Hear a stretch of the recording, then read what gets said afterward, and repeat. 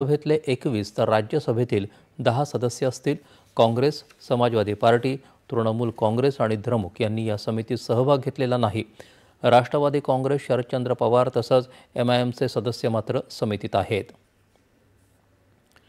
पंतप्रधान, मुख्यमंत्री किंवा इतर मंत्री 30 दिवसांपेक्षा अधिक काळ तुरुंगात असतील तर त्यांना पद सोडावं लागेल, अशासह अनेक तरतुदी या विधेयकात आहेत.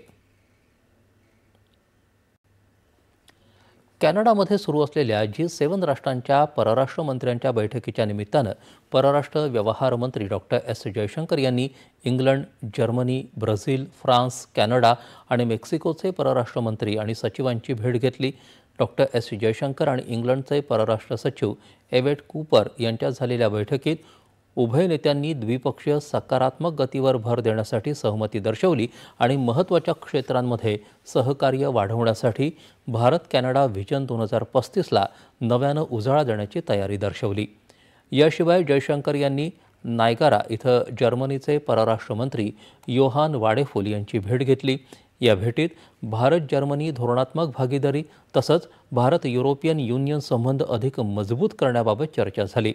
तसंच मध्य पूर्व, पश्चिम आशिया, हिंद प्रशांत क्षेत्र आणि अफगाणिस्तान इत्यादी विषयांवरही विचारांची देवाणघेवाण करण्यात आली.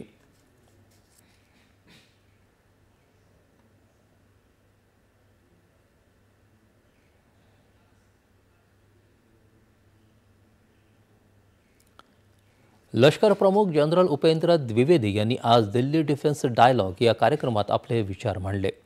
आजच्या युद्धभूमीवर तंत्रज्ञानाची भूमिका सर्वाधिक महत्त्वाची ठरत आहे आणि त्याचं ज्ञान सर्वसामान्य लोकांनाही असण्याची गरज आहे, असं द्विवेदी म्हणाले.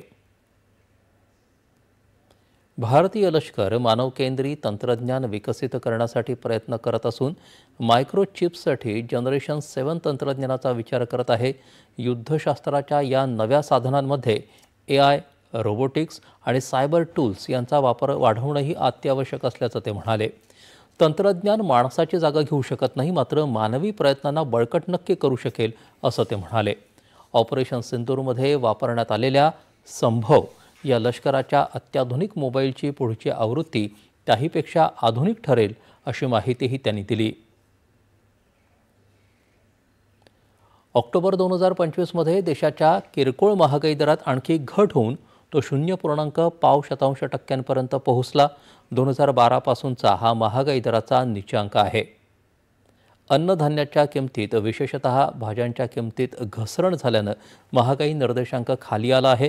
ग्रामीण भागातला महागाई दर उणे 0.25% तर शहरी भागातला निर्देशांक 0.88% पोहोचला आहे. केंद्रीय निवडणूक आयोगानं सुरू केलेल्या मतदार यादी विशेष सखोल तपासणी मोहीम म्हणजेच SIRच्या दुसऱ्या टप्प्यात 12 राज्य आणि केंद्रशासित प्रदेशात वेगानं काम सुरू आहे. लक्षद्वीप, गोवा, अंदमान निकोबार, पुदुच्चेरी अशा प्रदेशांमध्ये घरोघरी जाऊन मतदारांना अर्ज देण्याचं काम जवळपास पूर्ण झालं आहे. बंगाल आणि तमिळनाडू या राज्यातही हे अर्ज देण्याचं काम 75% अधिक ठिकाणी पूर्ण करण्यात आलं आहे, अशी माहिती आयोगानं दिली आहे.